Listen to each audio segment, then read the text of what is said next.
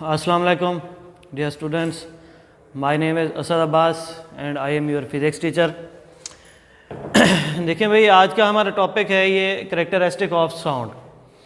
इससे पहले जो है हमने साउंड के बारे में पढ़ा था, साउंड की डेफिनेशन की थी हमने, और इसके बाद हमने ये पढ़ा था कि हाउ साउंड इज़ प्रोड्यूस, कि साउंड किस तरह से पैदा किए जा सकते हैं। तो उसके बाद ये है कि ये जो साउंड हम डिस्कस कर चुके हैं तो इसकी कुछ खसूसियात होती हैं, ठीक है जी। तो इससे मुराद ये है कि करेक्टरिस्टिक ऑफ साउंड। अब इनकी जो करेक्टरिस्टिक हैं बेसिक तीन हैं। इनमें नाम है, एक है पिच, क्वालिटी एंड लाउडनेस, ठीक है जी। ये तीन चीज़ें हैं जो कि आपसे ऑब्जेक्टिव में पूछी जाती हैं कि इस साउंड की करेक्टरिस्टिक कितनी हैं, 2 हैं, 3 हैं, 4 हैं, ठीक है जी। तो आपने 3 वाले ऑप्शन को टिक करना है। तो ये शॉर्ट क्वेश्चन भी आते हैं, define pitch, define quality, define loudness, ठीक है जी, या what is mean by pitch, quality and loudness, इस तरह से सवाल बन सकते हैं। तो पहला है हमारे पास लाउडनेस। तो लाउडनेस क्या है, क्योंकि हमने कहा है कि ये साउंड की एक करेक्टरिस्टिक है, तो इसकी डेफिनेशन हम यूं करते हैं कि loudness is the characteristic of sound by which loud and फेंट साउंड कैन बी डिस्टिंग्विश्ड। मतलब इसका ये है कि ये साउंड की एक ऐसी खासियत होती है जिसके अंदर हम एक बुलंद और एक मध्यम आवाज़ के अंदर फ़र्क जो है मालूम कर सकते हैं, ठीक है जी। दोबारा देखें कि loudness is the characteristic of sound by which loud and फेंट साउंड कैन बी डिस्टिंग्विश्ड, कि जिसमें हम एक लाउड और एक फेंट वॉइस के अंदर फ़र्क जो है फील कर सकते हैं, तो ये लाउडनेस कहलाती है, ठीक है जी।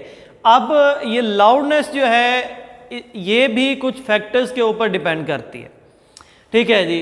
तो फैक्टर्स कौन कौन से हैं? पहला फैक्टर है इसका एम्पलीट्यूड, ठीक है जी, कि एम्पलीट्यूड ऑफ द बॉडी। दूसरा है एरिया ऑफ दी बॉडी। तीसरा है आपके पास distance from the vibrating body. अब यहाँ पर ये सारी हेडिंग्स जो हैं, इसमें पहला ये है कि amplitude of the vibrating body. Vibrating body से मुराद ये है कि हम उस बॉडी की बात कर रहे हैं जो कि वाइब्रेट कर रही है, वाइब्रेट की वजह से उसके अंदर साउंड पैदा हो रही है, तो इसलिए उसे वाइब्रेटिंग बॉडी कहा। तो एम्पलीट्यूड ये है कि इसका हम डिस्टेंस देखेंगे, मतलब कि फासला देखेंगे कि अब ये जो साउंड पैदा हो रही है, ठीक है जी, ये किस एम्पलीट्यूड के साथ पैदा हो रही है। अब कुछ ऐसी साउंड होती हैं कि जिनका एम्पलीट्यूड बहुत कम होता है, मतलब कि लो साउंड, जो फेंट वॉइस होती हैं, ठीक है जी, वो ज़्यादा सफ़र नहीं कर सकती, तो इसलिए वो आपको कम ही लेंथ के ऊपर सुनाई देती हैं, ज़्यादा लेंथ के ऊपर वो सुनाई नहीं देती।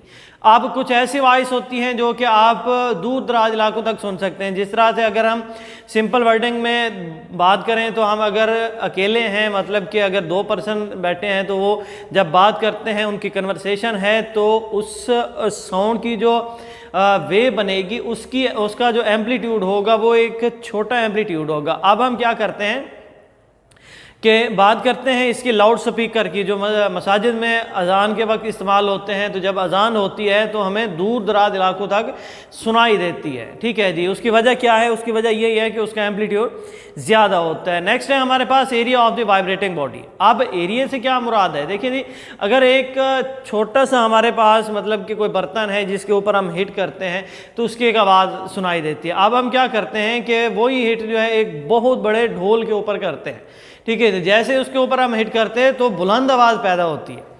तो इससे मुराद ये है कि जितना एरिया ज़्यादा होगा आपके पास लाउडनेस उतनी ज़्यादा होगी। नेक्स्ट हमारे पास है distance from the vibrating body. अब distance from the vibrating body से मुराद ये है कि एक ये पॉइंट है जिसके ऊपर कोई जिस्म जो है वाइब्रेट कर रहा है, या हम उसके वाइब्रेशन की आवाज़ जो है वो ईजिली सुन सकते हैं।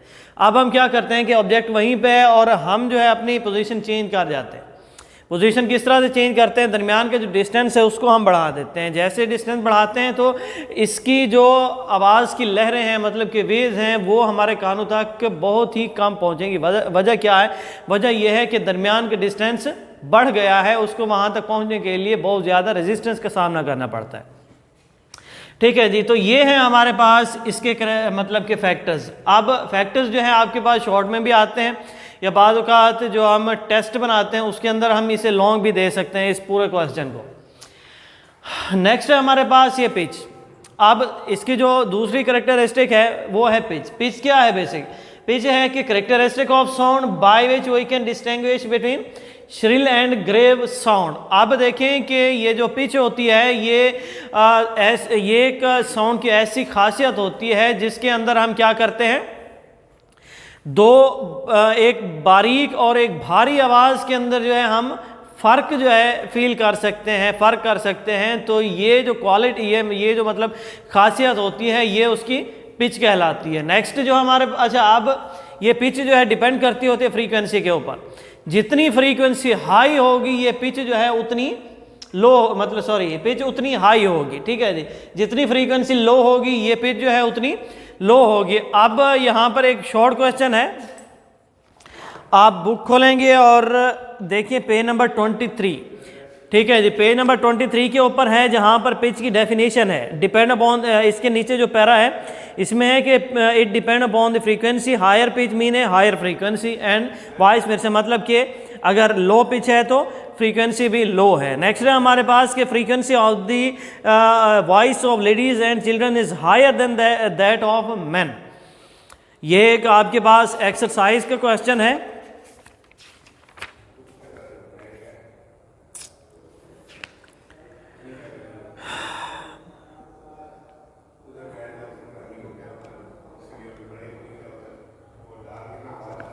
ठीक है जी। इसमें आपके पास सवाल आता है कि why the voice of ladies या why the voice of ladies या children is more shrill than that of man. ठीक है जी। उसका आपने आंसर लिखना है therefore voice of the ladies and children is shrill and of high pitch. क्या है? इसकी पिच ज़्यादा होती है और इसकी फ्रीक्वेंसी भी क्या होगी? ज़्यादा होगी। This relation between frequency and pitch is illustrated. ठीक है जी। अब इसका जो रिलेशन है हमने यहाँ पर डायग्राम में भी शो किया है। तो ये वाला जो है लो फ्रीक्वेंसी वाला है, लो फ्रीक्वेंसी है तो इसकी जो पिच है वो भी क्या है? लो है। फ्रीक्वेंसी ज़्यादा है तो इसकी पिच भी क्या है? ज़्यादा है। अब इसी पेज के ऊपर एक और शॉर्ट क्वेश्चन बनता है जो इंटरेस्टिंग इन्फॉर्मेशन दी गई है। ठीक है जी। ये आता है डिफाइन साइलेंट विसल। ठीक है जी। साइलेंट विसल जो है ये 2 नंबर का सवाल आता है आपके पास। तो इसका जवाब आपने ये लिखना है कि some people use silent whistle to call dogs whose frequency lies between 20 hertz to 20,000 hertz to 25,000 hertz. ठीक है जी।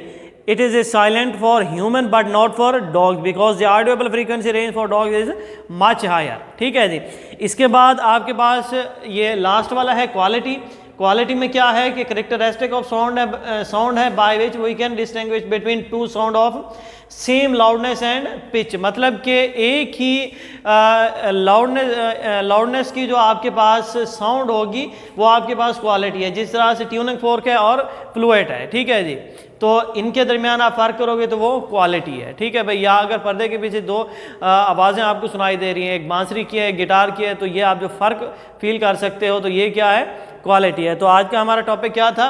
ये करेक्टरिस्टिक ऑफ साउंड था। ठीक है जी। तो उम्मीद है कि आपको समझ आ गया होगा। मज़ीद अगर नहीं आया तो आप हमसे व्हाट्सएप पे या कॉल करके पूछ सकते हैं। शुक्रिया।